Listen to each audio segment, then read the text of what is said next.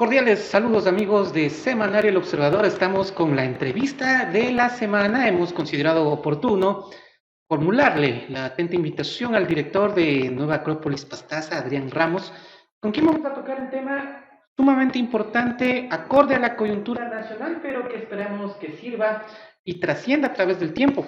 Consejos para gobernantes desde la visión de Platón, Marco Aurelio y Confucio es el tema central de esta entrevista. En la parte inicial, el saludo correspondiente para nuestro invitado. Buenas noches, Adrián. Gracias, Gustavo. Buenas noches a todos quienes nos están observando esta noche. Qué genial poder hablar acerca de la filosofía y descubrir su elemento práctico. Salir de esa idea o de ese esquema que la filosofía es algo intelectual, algo aburrido, algo solo leerse libros, ¿no? Sino es una forma de vida comprometida con las mejores aspiraciones del ser humano. A la gente le gusta mucho la política, sobre todo el Ecuador es un país bastante político. Cada rato estamos viviendo elecciones, debemos acercarnos a las urnas, pero la acción política va mucho más allá. Empecemos con ciertas definiciones. La política es una ciencia y un arte, Adrián. Así es. A nivel filosófico, la política no es un intento desesperado, ¿no?, de organizar las cosas o de administrar bienes públicos. En el más puro sentido de la palabra, la política es armonizar a un grupo de personas, llevarlas desde sus más básicas necesidades hasta sus más nobles ideales, espirituales incluso.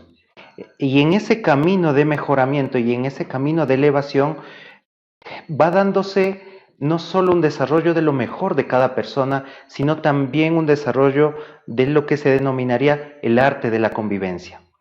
De tal forma que un grupo de personas pueda vivir no solo en paz, no solo armónicamente, ordenadamente, sino también cada día persiguiendo un sueño de construir algo juntos.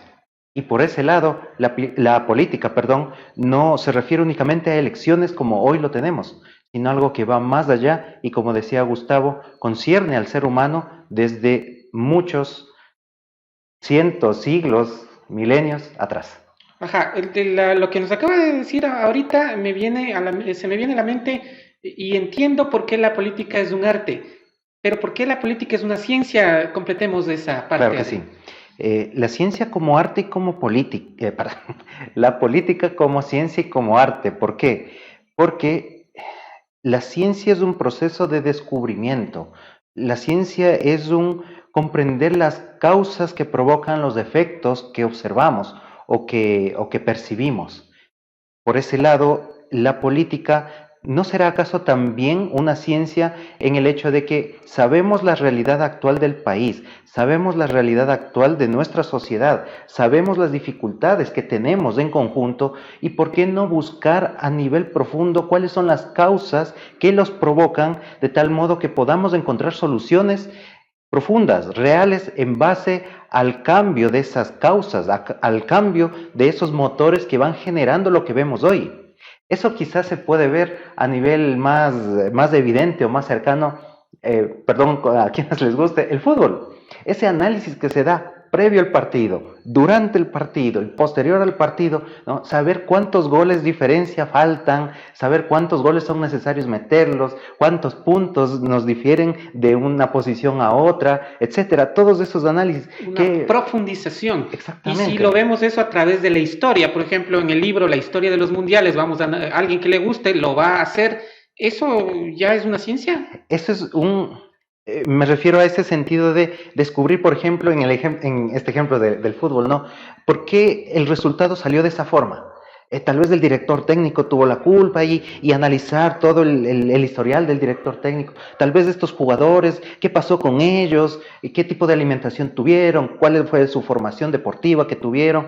En fin, se va profundizando cada vez más atrás para encontrar la causa de por qué se dio ese resultado y cómo poder darle la vuelta para que los próximos resultados sean favorables y poder seguir avanzando en esa conquista de la Copa. Y ya aterrizando al tema que nos compete, que es la política, a través de la historia ya hay suficiente material como haber experimentado una serie de procesos de ensayo y error. Y hablemos no solo en el sistema que nos rige actualmente, que es la democracia. Recordemos que en la historia han existido otras formas de gobierno, empezando por la aristocracia, que luego dio paso a una timocracia o a una monarquía, luego los gobiernos oligárquicos, y después de muchos procesos de lucha, incluso donde ha habido enfrentamientos, ha habido incluso violencia, derramamiento de sangre, llegamos a un proceso democrático. A veces las nuevas generaciones piensan que toda la vida hemos vivido en democracia. No, el Ecuador también ha estado en procesos de totalitarismo, de dictaduras. Hemos regresado en el Ecuador al sistema democrático en los últimos tiempos, a partir del año de 1979, siendo Jaime Roldós Aguilera el presidente que retomó este sistema democrático. Antes había dictaduras militares, ¿sí? Entonces, son cuestiones que sí son necesarias acordarnos, porque si no conocemos y no refrescamos nuestra memoria con la historia, estamos condenados a repetirla. Así es, incluso no solo a nivel del país suceden las mismas cosas que en el mundo. La democracia no está a nivel mundial. Hay países que seguían en base a una monarquía, por ejemplo. Hasta el día de hoy. Hasta el día de hoy, ¿no? Países árabes, es interesante ver cómo uno puede ver, qué sé yo, Emiratos Árabes Unidos, cómo es tan famoso Dubái, ¿no? Cómo va surgiendo. Es una monarquía la que lo guía. Ahí no se elige al gobernante, ¿no? Y qué interesante puede resultar. Y obtuvo prosperidad, y así mismo podríamos hablar de muchos otros ejemplos. Habrá muchos ejemplos así en ese sentido. No sé, pues en Inglaterra no hay solo una asamblea, es bicameral, ¿no es cierto? En otros países... Ahí no funciona el presidencialismo como en Ecuador, sino en parlamentarismo. Exactamente. Y hay otros países donde rige el federalismo. En otros países no hay el voto obligatorio, el sufragio obligatorio, en otros es opcional. En algunos casos es como en el caso de Estados Unidos es interesante, ¿no? Es una votación para como conocer la tendencia de hacia dónde va, pero la decisión está en el conjunto de los representantes, no recuerdo los senadores, si no me equivoco. Bueno, ya es un federalismo. Claro, exactamente. O sea, en el mundo hay diferentes formas, tanto de gobierno, de elección de ese gobierno, y el ceñirnos únicamente a la forma que hemos conocido nos limita. Y por eso es interesante, como dice Gustavo, estudiar un poco la historia. No es algo aburrido, sino que le vemos como un elemento de memorización nada más.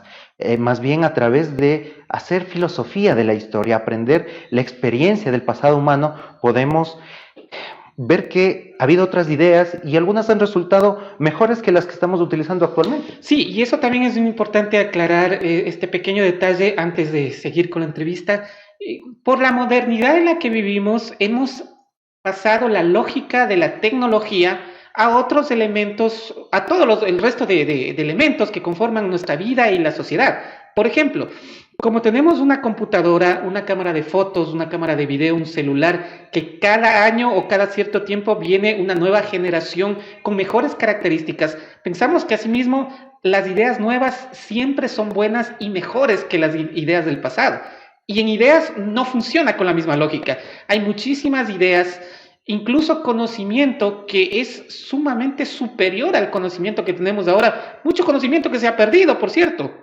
Había antiguamente una biblioteca en Alejandría con conocimiento, caramba, increíble, que se ha perdido en el tiempo. Entonces vemos ahí que en la historia hubo ideas y hubo conocimiento muchísimo más valioso, superior que lo que estamos viendo y viviendo ahora, y que si lo aplicáramos, lo estudiáramos primero para su aplicación, viendo qué es lo que mejor conviene, pues nos daría respuestas a las situaciones que vivimos. Y ahora en nuestro país, el Ecuador, caramba, con todo lo que estamos viviendo, por supuesto que sería muy útil y necesario que revisemos estos conceptos y preceptos. Vamos, estimado Adrián, entrando en materia, lo que nos convoca. No sé si empezamos como una especie de orden cronológico. Creo que Confucio está antes que Platón y Marco Aurelio. Confucio y Platón están por ahí. Por ahí mismo. Por ahí, Marco Aurelio ya viene después.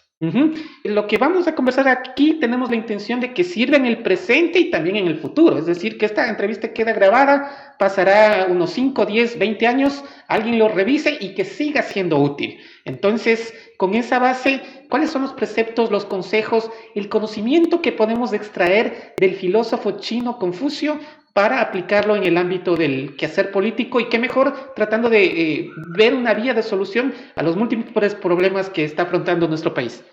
Así es, como hemos visto, ¿no? La filosofía es ese ejercicio, y como lo ha mencionado Gustavo, de extraer lo mejor del pasado humano de forma que pueda ser una respuesta para las problemáticas del ser humano de hoy.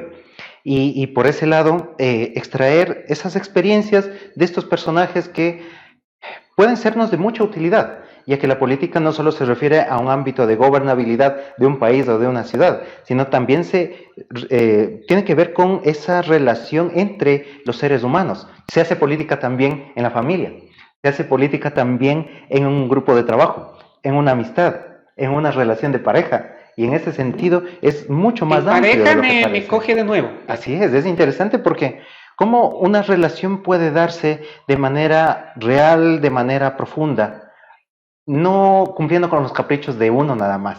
Ahí no se puede dar. Tampoco cediendo todo por completo al beneficio del otro, porque tampoco eso es política. La política, recordemos, es la armonización del conjunto en beneficio de algo que supere las expectativas del uno o del otro, o el deseo del uno o del otro. El bien común. El bien común, exactamente. Pero si damos de corazón profundamente lo mejor de uno hacia el beneficio, no de la otra persona, sino del bien común, de la relación, tanto a nivel de pareja, tanto de familia, tanto de ciudad o de país, se puede lograr algo muy interesante, que eso lo puede lograr la verdadera política. Y es una colaboración en todo caso. Exactamente. Y cuando lo hacemos de corazón, de manera real y profunda, va construyéndose algo mágico dentro de ese conglomerado. Así sea una pareja, una familia o una sociedad. Va siendo la diferencia nada más del tamaño, pero la realidad es la misma para todos. Sí, y por eso es que me salí un poquito del tema y me he enfocado en esta parte, porque hay que comenzar desde lo micro para llegar a lo macro. Hemos, bueno, ya abordado este punto. Hablemos de Confucio, sí, Adrián. Se nos queda Confucio en el camino. Sí, Confucio es un filósofo chino y él nace en una, que no era China en ese entonces, un conglomerado de reinos, y va destacando desde muy joven en el ámbito de su reino, ¿no? El reino de Lu. Y aquí, desde los 18 años, ya formaba parte de del quehacer político, del quehacer cultural de la ciudad. A los 26 años ya es conocido por toda la sociedad culta como un aporte bastante grande que está dando al reino, ¿no? Este personaje. Y Confucio va a convertirse como en un asesor político, porque ha desarrollado en sí mismo esa esencia de la política de la que hablamos filosóficamente, ¿no? Y en esa formación que va dando al gobernante de aquel entonces, va progresando. Bastante interesante este reino en el cual había nacido Confucio, y en un punto llega a tal éxito que el resto de reinos alrededor empiezan como a envidiar el progreso que va teniendo. Ya se dieron cuenta de la prosperidad. Exactamente. ¿Y cómo nace esa prosperidad? En base a la ética, que es ese desarrollo de lo mejor de sí mismo, que va a nacer desde el gobernante para que sea impregnado como un ejemplo hacia los demás. Eso es lo que le va enseñando Confucio a este gobernante. Y la envidia de los demás reinos hace que, ahora, ¿cómo le bajamos a ese gobierno, no? Siempre ha habido los Contreras. Exactamente, siempre ha habido. No se diga ahora. No se diga ahora.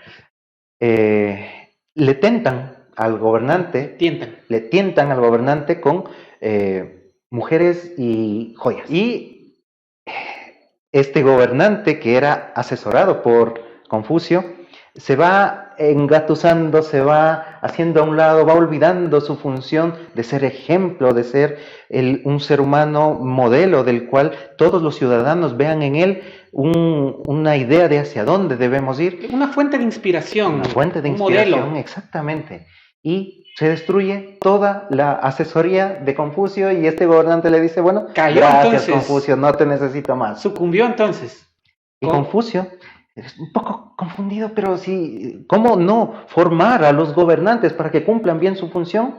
Entonces, luego de varias pruebas, él dice, no, creo que el tema es al revés. En vez de formar, o en lugar de formar al gobernante para que cumpla bien su función, mejor formar a personas, seres humanos, hombres o mujeres, que tengan esa ese sentido de búsqueda del desarrollo de lo mejor de sí mismos. Y cuando ellos vayan creciendo en algún punto, alguno de ellos se convertirá en un gobernante para que cumpla sus funciones apropiadamente.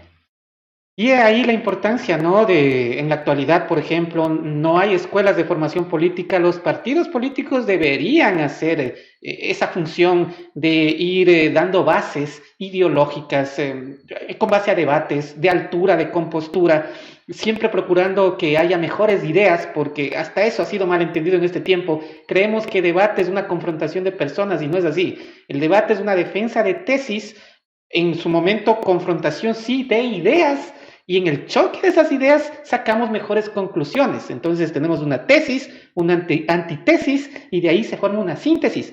Y el conocimiento humano se eleva. Bueno, es otro tema amplio que podríamos abordarlo. Continuemos, Adrián, con Confucio. En ese sentido, entonces, Confucio va a fundar una escuela de filosofía en base a estos preceptos de que la política es a la sociedad como la ética es al ser humano. De tal forma que van a hacer lo mismo, simplemente la diferencia de tamaño. Un político, va a decir Confucio, no lo puede ser sin antes es filósofo primero, sin antes es moral primero, sin antes es transparente primero, sin antes va a controlarse, a dominarse a sí mismo para poder tener la autoridad moral de llevar a otros en ese mismo camino que él lo ha hecho. Y es así que se crea una formación de personas a través de esta escuela de filosofía de un modo profundo, como decía hace un momento, para que de allí salgan los futuros gobernantes. Y así vamos viendo un ejemplo también, no solo de un formador político, sino también un formador de seres humanos. Y también el ejemplo de una escuela de filosofía como varias han existido a lo largo de la historia, centros en los cuales se han formado personas que han construido un mundo mejor. Entonces, quiero destacar una de las frases que usted acaba de manifestar, que ha dicho Confucio: la política es para la sociedad lo que la ética es para el ser humano. Lo que la ética es para el ser humano. Clarísimo, válido desde aquellos tiempos hacia nuestra actualidad y para el futuro. ¿Alguna otra frase que nos pueda compartir? No sé si puedo leer, tengo frases textuales de Confucio. Por supuesto que sí. Muchas gracias. Vamos, unas dos más para hacer unas. Perfecto. Y pasamos con Platón. Excelente. Confucio dice, un hombre superior, entendiéndose como el gobernante, ¿no? Un hombre superior es aquel que primero pone en práctica sus palabras y luego habla basado en sus acciones, en este mismo sentido. Coherencia entre lo que piensa, lo que dice y lo que hace. Exactamente. Eso en definitiva. Porque por un lado podemos decir muchas buenas ideas, hablar de buenas intenciones que tenemos, convocar a todos para que hagan diferentes cosas, pero si yo no lo empiezo, si yo no soy un motor, un ejemplo, un modelo, como mencionaba Gustavo, entonces, ¿cómo puedo llevar a otros a ese mismo sentido? Debe haber primero coherencia conmigo, elevar mis pensamientos para que mis acciones y mis palabras estén acorde a esos pensamientos y de esa forma poder llevar a todos. Y tomando en cuenta que las acciones valen más que las palabras, diría yo, porque bueno, hemos conocido a lo largo de nuestra vida políticos, caramba, que hablan una maravilla en discurso, pero sus acciones dicen muchas de las veces exactamente lo contrario, ¿sí? Entonces, incluso hay una frase bíblica, ¿no? Por sus obras los conoceréis. Tenemos que estar atentos y si alguien quiere ser político o más aún gobernante, tiene que tener ese grado de coherencia. Otra frase. Así es. Claro que sí. Si no estamos en paz con nosotros mismos, no podemos guiar a otros en la búsqueda de su propia paz. En el mismo sentido, ¿no? Y queda oportuno para la temporada que estamos viviendo en el Ecuador, con este clima de caos, de violencia, de delincuencia. Un estado de bienestar, de calma y de paz es algo que todos lo deseamos. Así es, y no es algo que llega, no es algo espontáneo, es algo que se lo va construyendo uno a uno, cada persona con lo mejor de sí mismo. No es algo que se va a dar desde las leyes, desde la asamblea, desde el gobernante, sino todos lo vamos construyendo juntos. Y como ha habido este grado de degradación a través de los años, y hemos llegado a un punto que todos sabemos lo que estamos viviendo, para salir de aquello, entonces también va a ser necesario un proceso, no va a ser rápido ni inmediato como quisiéramos, Así Adrián. es. Uno piensa que a través de una ley ya todo se cambia, todo mejora, pero no vemos lo que nosotros vamos aportando cuando pagamos para que nos agiliten un trámite público, cuando pagamos para pasar de un año a otro a nivel estudiantil. Haciendo una trampita. Exacto, cuando buscamos a personas que se encarguen de dar el examen en mi lugar, cuando botamos la basura en el horario inadecuado, cuando hablamos inapropiadamente con las personas o de las personas, cuando Cuando recibo de más del vuelto que me da la señora de la tienda y no le devuelvo. son cosas tan pequeñas y uno diría, pero ¿y eso qué tiene que ver? Bueno, con esas cosas pequeñas, Van si lo sumando. vamos haciendo todos y durante años va siendo un montón. La corrupción se va dando en base a una cultura que acepta y promueve la corrupción. Si cada uno de nosotros se comprometiera, Rechazáramos la corrupción desde nuestro puesto, porque exactamente, todos tenemos en algún punto de nuestra vida acceso a un acto de corrupción, así sea chiquito. ujú, Si lo rechazáramos todos, pues se iría formando una cultura anticorrupción. o construiríamos una nueva cultura, claro, en la cual la corrupción no tenga cabida, pero ahora tiene cabida. No hay proceso en el cual no hay una trampa, una forma de fraude o de un mecanismo para saltarse los pasos. Y si estamos esperando a que los otros cambien para luego yo cambiar, eso no va a llegar nunca. Pasarán los siglos y esto no cambiará si Y no es lo que ha empezamos estado con pasando nosotros. mismo, es lo que ha estado pasando mismo a través de las décadas que hemos podido estar en este mundo y en este querido Ecuador. Vámonos, Adrián. Quisiéramos, por mí, estuviera hablando unas 4 horas, ¿no? Y Así quisiera es, seguir hablando de Confucio, pero por el tiempo, para no abusar y no aburrirles a nuestros amigos que nos están observando, vamos con Platón. así es. Adrián, ¿cuál es el conocimiento que nos puede compartir dentro de la línea que hemos estado abordando? Interesante este filósofo griego, nacido en Atenas. De Platón se puede decir que es uno de los personajes cuyos planteamientos van a ser la base de lo que hoy sería la cultura occidental. No hay mucho rebatimiento acerca de los planteamientos de Platón hasta ahora, porque lo que hace no es, al igual que Confucio, no es algo teórico. Bueno, para mí es esto, la política, y bueno, debamos estudiar y difundir esto. No es algo teórico, no es algo intelectual, es algo práctico. Platón mismo, así como Confucio, se convierte en un asesor político que va probando y cae en la misma realidad que Confucio. La cosa no es formar al gobernante ya en su función, es un camino de formación previo desde pequeño, de tal forma que la política va a incursionar en un aspecto educativo, filosófico, incluso religioso, en el más puro sentido de la palabra, en una formación incluso matemática, geométrica, en todos los Una aspectos. preparación de alto nivel en diferentes campos de Así ciencias es, una y forma, artes. así es, una formación integral del ser humano para que pueda cumplir esa Bueno, función. ahí se me viene a la mente cuando vi una película de Moisés en el antiguo Egipto, ¿no? Que desde niños a Moisés y al hermano, creo que era Ramses, pero bueno, era uno de los hijos del faraón que iba a ocupar posiblemente el cargo, uno de los dos iba a ocupar el cargo de faraón en el futuro, y caramba, tenían maestros de primer nivel, incluso traían a griegos, a filósofos griegos para que les formen a la alta élite de los gobernantes egipcios, a los hijos. No conozco eso, pero sí sucedió al revés. Platón estuvo en Egipto, bueno, dentro de sus múltiples viajes alrededor de varios lugares, visitó Egipto y vivió muchos años ahí y aprendió mucho de los sacerdotes egipcios.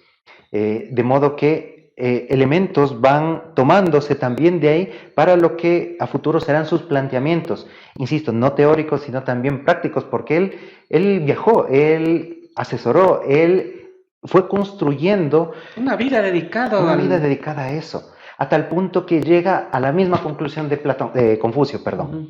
construir o fundar una escuela de filosofía en la cual las personas que voluntariamente quieran formar parte se vaya ahí construyendo esa formación integral del ser humano para que pueda no solo ocupar esa persona que se está formando ahí un curul político, sino en diferentes aspectos. De ahí nacerán diferentes profesionales que van a tener esa formación filosófica, esa formación humana profunda que les va a permitir desarrollar su profesión de manera no solo más apropiada, sino también en un sentido de aporte hacia ese ideal al cual llevar a la ciudad o al país del cual pertenecía. Bueno, voy viendo que tanto Confucio como Platón como que fueron en un círculo, ¿no? Explorando, caminando, descubriendo y llegan a la misma conclusión, al mismo punto. Y bueno, estamos en estos momentos hablando de Platón. Él tiene una amplia bibliografía que lo escribió, relacionada específicamente a política. Uno de los libros, La República.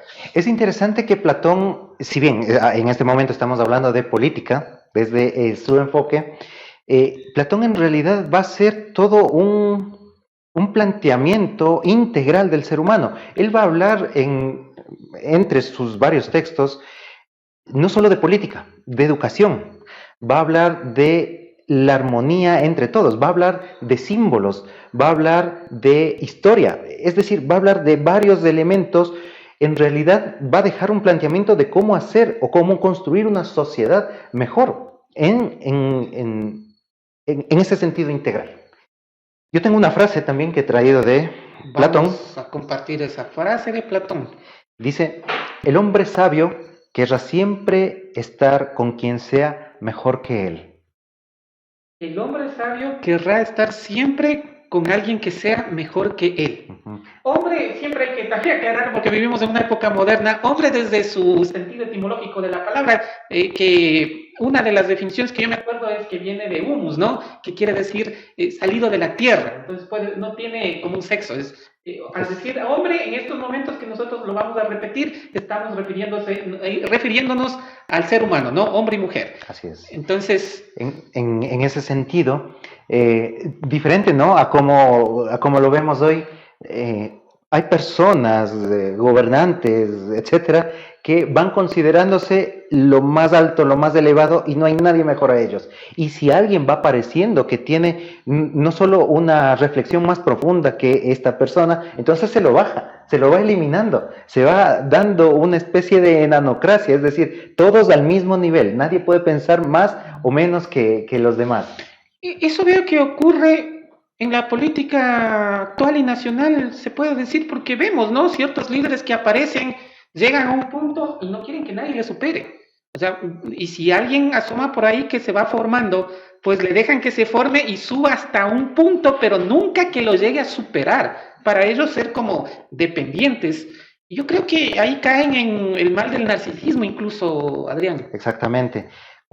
Y ahí podemos ver también, dentro de las escuelas de filosofía, hay toda una cadena de formación, el que enseña y el que aprende, pero ese que aprende no empieza desde cero, tiene ya ciertos elementos que le son naturales, y el que enseña no es que lo sabe todo tampoco, y el que luego está aprendiendo puede luego enseñar, y así mismo se va generando una cadena. En ese sentido, las escuelas de filosofía van mostrando ese camino, y si uno considera que es el punto más elevado de esa cadena de formación, entonces la sociedad se va a limitar únicamente a lo que ese eslabón elevado, digamos así, hasta donde él llega. Y si él no mira más allá, entonces nadie de la sociedad va a ver más allá. Por esa razón es que hay un estancamiento. Hay un estancamiento. Exactamente. Y por ese lado, ese camino, ese aprendizaje permanente va siendo todo un proceso en el que no solo interviene una persona, sino intervienen todos. Y bueno, en esa parte también los filósofos griegos lo aplicaron, ¿no? Porque Platón con su extensa obra fue superado por uno de sus alumnos, ¿no? Primero fue Sócrates, luego Platón, que de lo que se cuenta en la historia, se inspiró en Sócrates para seguir adelante con su legado, con su camino, y luego Platón tuvo un gran alumno que lo superó, considerado así, porque es una de las bases de la cultura occidental, como fue Aristóteles, ¿no? Así es, y Aristóteles fue el maestro, el instructor, el tutor de Alejandro Magno. Entonces, en ese sentido se va dando esto que mencionamos, ¿no? Cuando pasa al revés, cuando, como decía usted en el ejemplo, no quiero que nadie me supere, entonces hay un estancamiento, no hay una evolución, un mejoramiento. un seguir avanzando, seguir subiendo o escalando. No se da por ese egocentrismo que es muy común hoy en día, no solo a nivel de nuestro país, sino a nivel mundial. Ha venido ganando espacio, o sea, el bien y el mal siempre van a existir, los egoísmos siempre van a existir, la corrupción siempre va a existir, pero sí podemos tener niveles bajos de corrupción, por ejemplo, eso sí podemos manejarlo, que se extinga no se va a extinguir.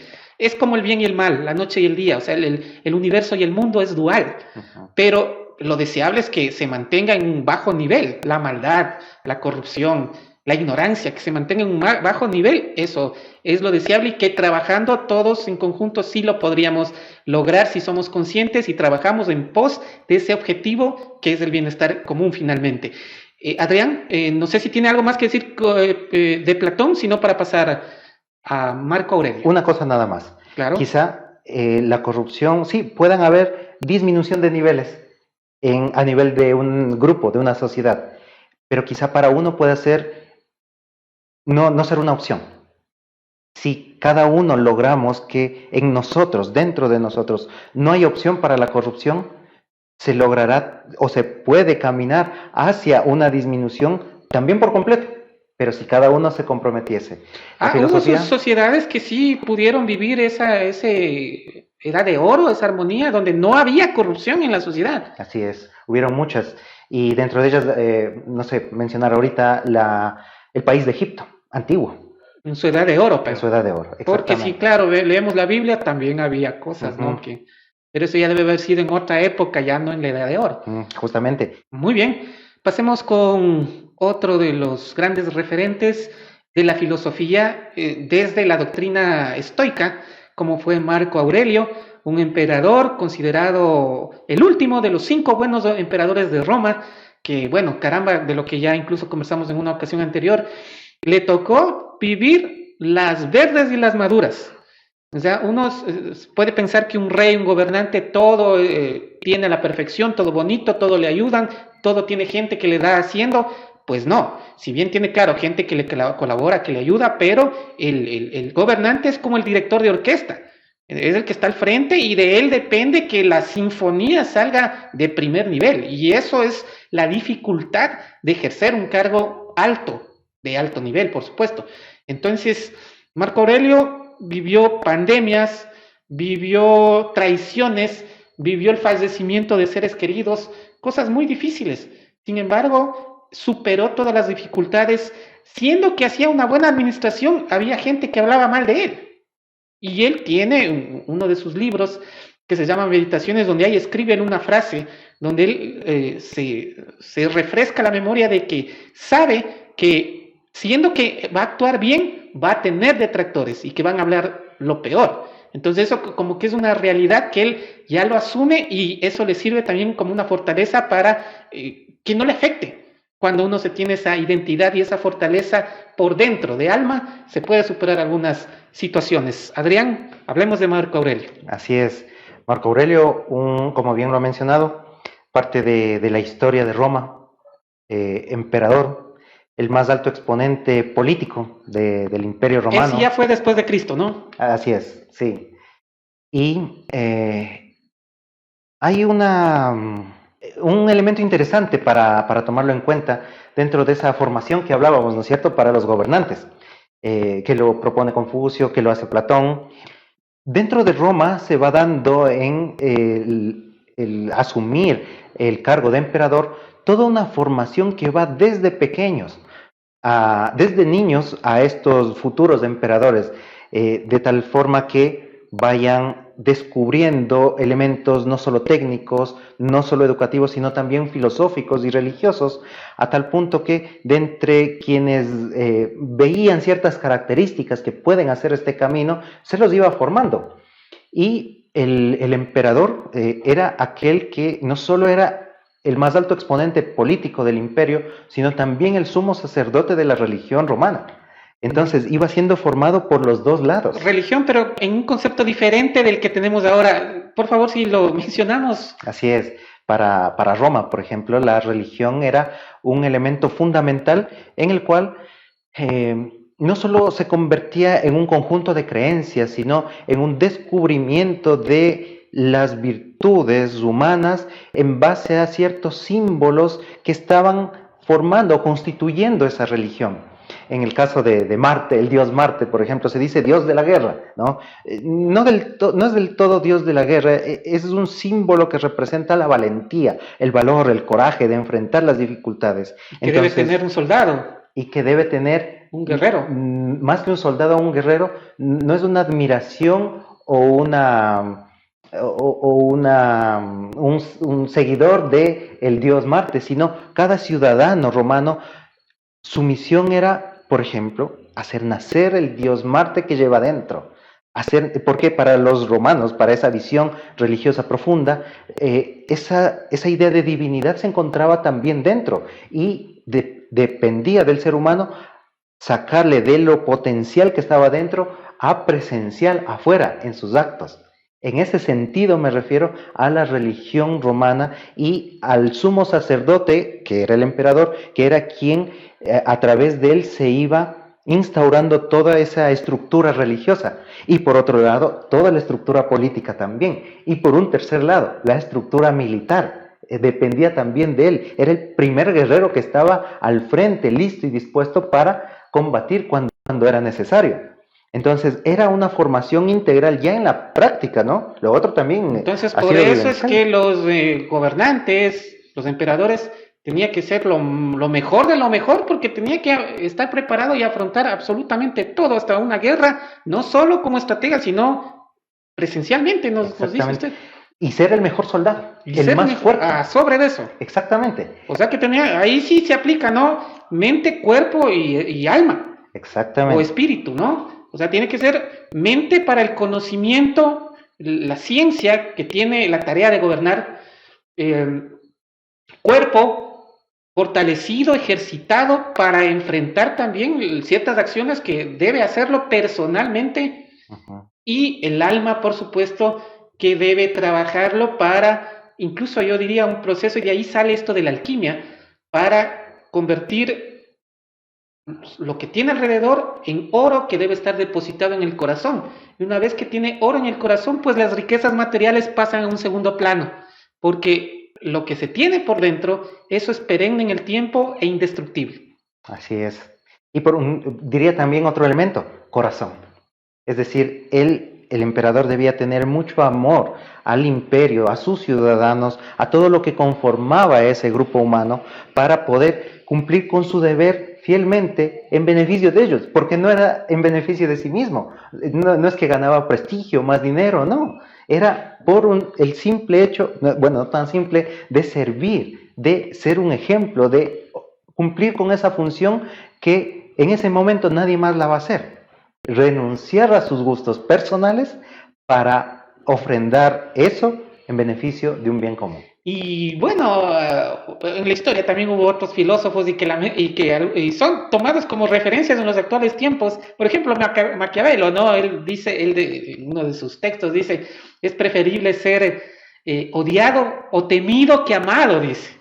Es preferible ser temido que amado, y se contrapone, ¿no? Claro, totalmente. Con lo que practicó Marco Aurelio, pero sí es importante decir que si hubo, porque Marco Aurelio no es el único, él fue el último de los 5 buenos emperadores de Roma, y si nos ponemos a nombrarlos, no se nos va a ir toda la noche, pero sí quiero dejar en claro y haciendo hincapié de que hubo seres humanos que sí lo practicaron y que sí pudieron y que sí vivieron la forma ética y correcta de ejercer la política y un gobierno, Adrián. Así es.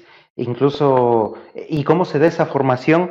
Porque uno puede decir, no, es del padre y luego el hijo el que va asumiendo. No es tanto así, porque en el caso de Marco Aurelio, él fue hijo adoptivo del emperador anterior, Antonino Pío. Y él fue desde pequeño formándolo para que en algún punto ¿Adoptivo? Adoptivo, sí, no fue biológico. Pero debe haber tenido hijos biológicos él. ¿Antonino? Sí. ¿Y cómo le escogió? Vio ciertas características en él, virtudes innatas, porque en la inocencia del niño se va evidenciando ciertos elementos. Cuando juegan, por ejemplo, uno es el que dice, no, esta es mi pelota, y otro el que dice, toma, esto, juega con esto, ¿no? Entonces sí se van dando. Por naturaleza es por eso. naturaleza. O sea, eso no es aprendido. Jorge Ángel Ibraga, un filósofo contemporáneo, dirá, el gobernante nace y se hace.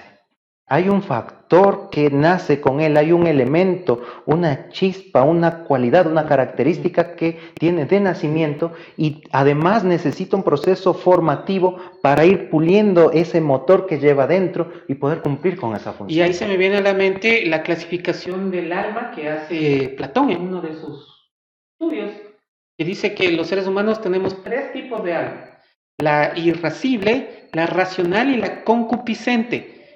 De las 3 tenemos todos, pero hay una que predomina. Y por ejemplo, si alguien tiene el alma con tendencia más concupiscente, tendrá la tarea de ser artesano, de realizar actividades productivas.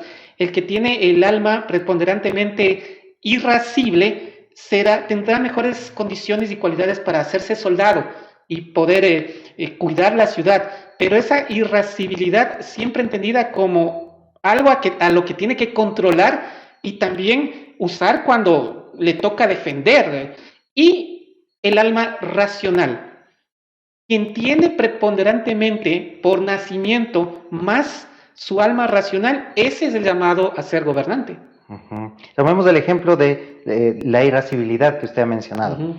Una cosa es morirse de las iras por todo y otra cosa es conducir esas iras, canalizar esas iras, encauzar esas iras para que se conviertan, se transformen, se transmuten en valentía. En una energía de acción. Y de beneficio a los demás.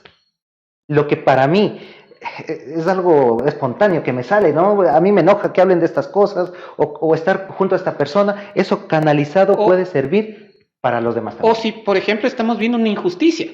Me da ira de esa injusticia y canalizo bien esa energía, esa fuerza y caramba, protesto. Protesto, me da la valentía y digo esto no está correcto y aquí estoy alzando mi voz de protesta, incluso, según el caso, llegar hasta acciones, no solo con la palabra, sino con obra. Exactamente. Poder hacer algo, ¿no? Porque una cosa es ver a alguien que está teniendo una dificultad y sacar el celular para filmar. O la otra, esa misma acción puede conducirse ahí e ir a ayudar, ir a dar una mano, llamar a emergencias, qué sé yo, en caso de un accidente. Una cosa es eso espontáneo que sale del momento y otra cosa es conducir eso hacia algo que pueda beneficiar al otro. Es lo mismo que cuando sucede un terremoto, ¿no? En una construcción, el miedo que siente por ese movimiento, por algo inesperado, hace que uno se quede quieto, tieso, que no haga nada. O la otra puede hacer salir la valentía que uno tiene para no solo salir inteligentemente de la estructura, sino también ir ayudando a quien puede en el camino. Y bueno, yo creo que un mejor ejemplo de lo que estamos hablando puede ser algo tan común en nuestros tiempos, ¿no? El bullying. Podemos ver que le están maltratando a una persona por usar lentes, porque tiene alguna discapacidad, porque es una persona un poco gordita, qué sé yo. Le están haciendo bullying y usted se queda viendo con miedo a veces, o a veces sí le da un poco de coraje de ver la injusticia y puede tomar acciones de palabra, o si no, pues también puede intervenir. No estamos diciendo que le agredan a las otras personas, pero sí hay que, bueno, eso también es delicado y hay que tener la inteligencia y la suspicacia para poder actuar de la manera correcta, pero por ahí va más o menos la situación. Adrián. Exactamente. Y por eso hay que diferenciar. Una cosa es lo que nos sale espontáneamente, instintivamente, impulsivamente, y otra cosa es la formación que podamos darle a aquello para que se transforme en algo útil para los demás. Y sí se puede. Y por ese lado va la filosofía, una formación interior del ser humano. Sí se puede, aunque nadie está diciendo que sea fácil. Nadie está diciendo que sea fácil. Sí. El reto es eso mismo. Y hay una frase que me gusta decirlo, que solo los obstáculos le dan sentido a los propósitos, Adrián. O sea, en la dificultad está el mérito, porque si fuera fácil, pues cualquiera lo haría, ¿no es cierto? Así es. ¿Qué otros aportes, Adrián, de Marco Aurelio dentro del ámbito político? Si tiene alguna frase, sí. Pues... ¿Puedo leer, por favor? Claro que sí. Marco Aurelio dice... ha de corresponder al gobernante administrar los recursos públicos adecuadamente y tolerar la crítica en cualquiera de las materias que se le presente. Tolerar la crítica. ¿Por qué? porque el gobernante nunca va a hacer algo que satisfaga a todos los ciudadanos por igual. Siempre va a haber alguien que no esté de acuerdo. Y es que es así incluso a nivel de la salud. Si el paciente no está de acuerdo que le haga doler al doctor, que le haga una cirugía y le duela y le quede la cicatriz, el paciente no quiere, pero el doctor sabe que es necesario, que sin esa cirugía, sin ese dolor que le va a incidir, el paciente quizá muera. Entonces, a eso se refiere de que el gobernante es aquel que sabe que no va a complacer a todos. Lo que pasa es que los recursos siempre han sido limitados también y las necesidades infinitas. Entonces el gobernante prioriza y si ve que está administrando los recursos y es necesario que una cantidad de recursos se vaya a la situación de la salud, a la reactivación económica, qué sé yo. Pero esto implica que le reste el rubro a otro sector. Por ejemplo, bajar los índices de burocracia. Obviamente la persona de la burocracia que se queda sin empleo no va a estar contenta, pues, y alguien va a decir, nos están afectando a nuestras familias, de qué vamos a comer, etcétera. Pero esa es la dificultad justamente de ser un gobernante. No se puede complacer a todos, definitivamente. Y por otro lado, nosotros no somos los gobernantes de Ecuador quizá, pero sí podemos hacer algo correspondiente a aquello, comprender por qué se van dando las cosas, comprender que es necesario hacer ciertos cambios, porque tenemos una deuda bastante grande. No se puede seguir financiando ciertas cosas, ciertas aristas, y van a irse dando, como usted menciona, ciertos recortes. Y no cabe únicamente es que no tiene que cortar de esta parte. Bueno, quizá se está dando una cirugía, como en el ejemplo del médico, en la cual hay necesidad de ese tipo de recortes en torno a un beneficio común. Y de nosotros depende comprender el porqué. Le puedo dar un ejemplo también, Adrián, a ver si se alinea a lo que usted está explicando. Es como en una familia que obtiene sus recursos económicos, están obteniendo un ingreso, y por eso pues le manda a los hijos a que estudien en una escuela particular. Por alguna circunstancia las cosas no empiezan a marchar bien, la familia se empieza a hacer de ciertas deudas, como ocurre en la vida real, sacan otro préstamo para pagar la deuda, entonces una deuda cubre otra deuda y esto se va haciendo un efecto bola de nieve hasta que en un momento que se hace insostenible y tiene que hacer un nuevo préstamo para unificar todas las deudas y poder pagarla. Y eso implica recortes, implica ahorro. Si en el fin de semana nos íbamos a comer fuera de la casa, ceviche, pizza, lo que les guste a la familia, pues habrá que cocinar. Si los hijos, como ya dije anteriormente, estaban estudiando en una escuela particular, tendrán que pasarse a la fiscal. Son cortes y acciones necesarias para el bienestar de la economía familiar, pero obviamente eso no va a gustar, pues. Exactamente. Por ahí más o menos viene la cosa, pero un buen administrador va a hacer eso, si es que quiere componer la economía del hogar y no que se siga degradando, decayendo. Y claro, por eso hay una relación muy íntima entre, en este sentido clásico y profundo que hemos hablado, ¿no?, entre el gobernante y el padre de familia. Porque para Roma, por ejemplo, el padre de familia era el representante del emperador en esa familia.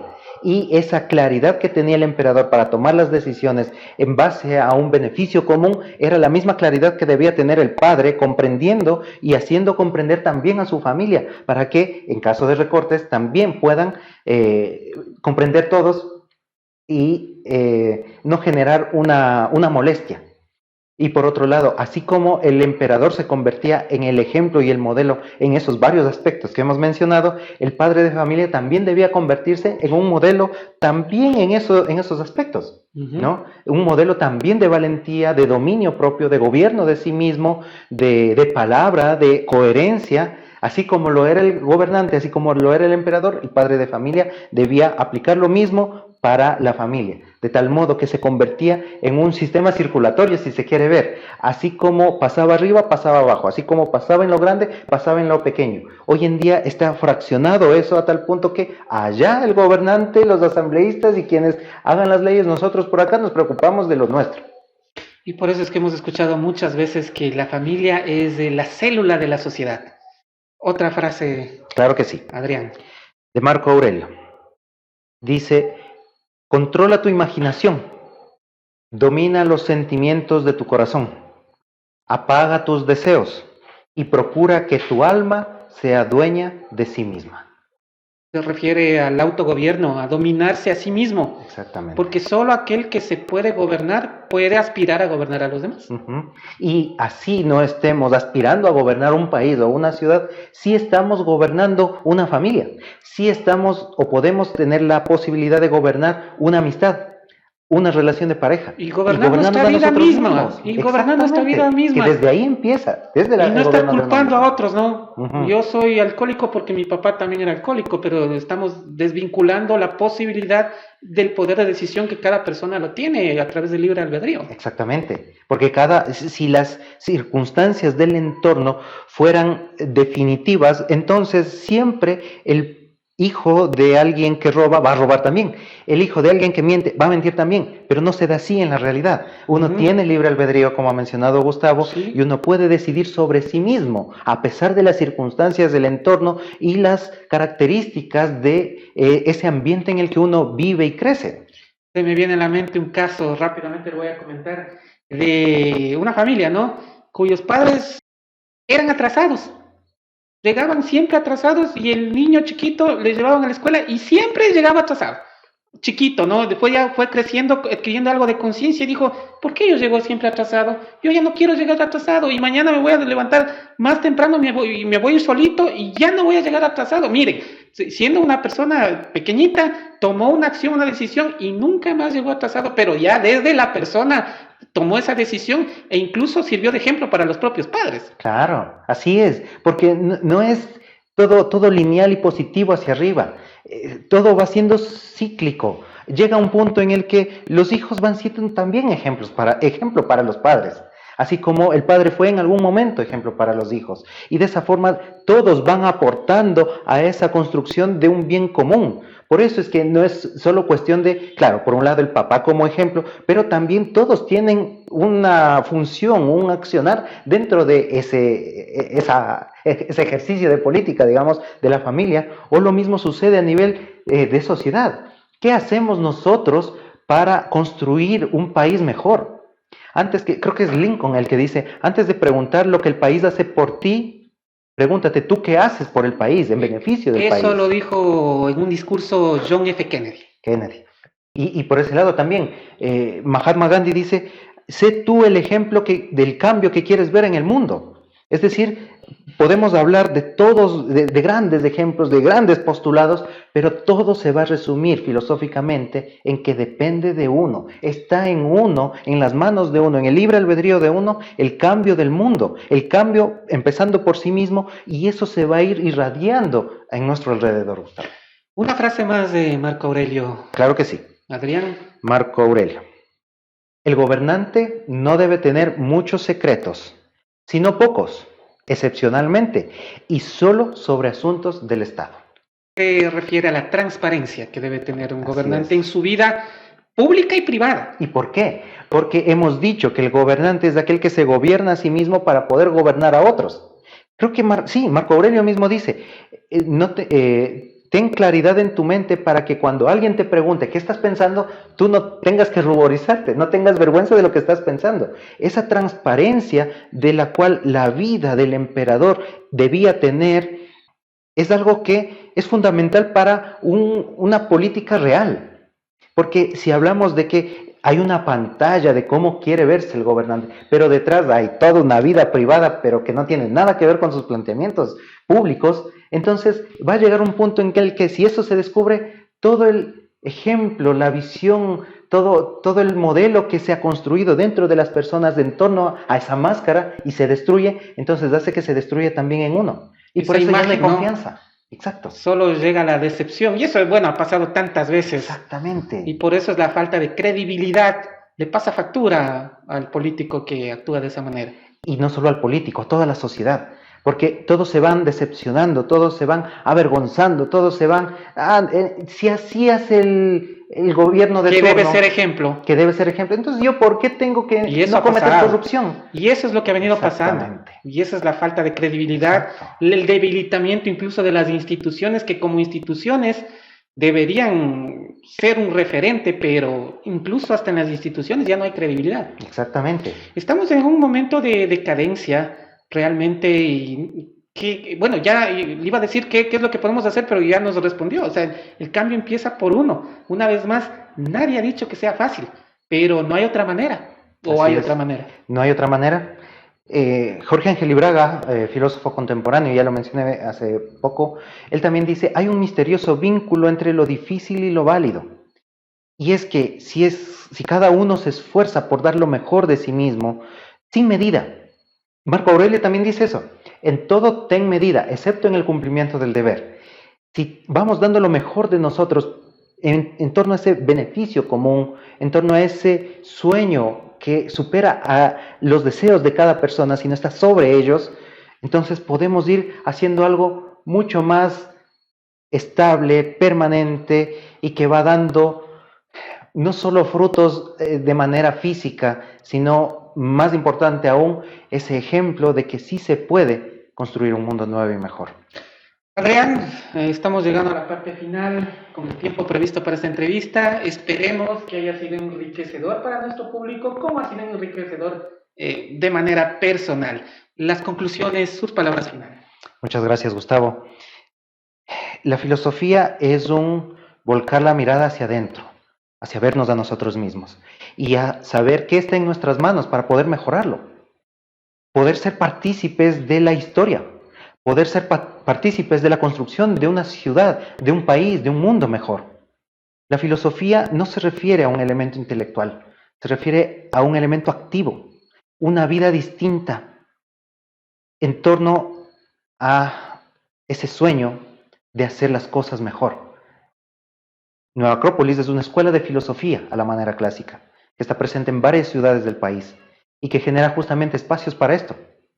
No es el único espacio, no es un monopolio, pero sí un lugar pensado para este tipo de elementos. No solo para conversar de esto, que también se lo hace, sino también para, de forma práctica, aportar a la sociedad con una perspectiva más profunda del ser humano. Gracias, Adrián Ramos, director de Nueva Acrópolis Pastaza, por habernos acompañado en esta noche. El agradecimiento también para nuestra gentil audiencia. Les enviamos un fuerte abrazo y será en otra ocasión que nos veamos. Semanario El Observador, vivimos y escribimos la historia de la región. Hasta pronto.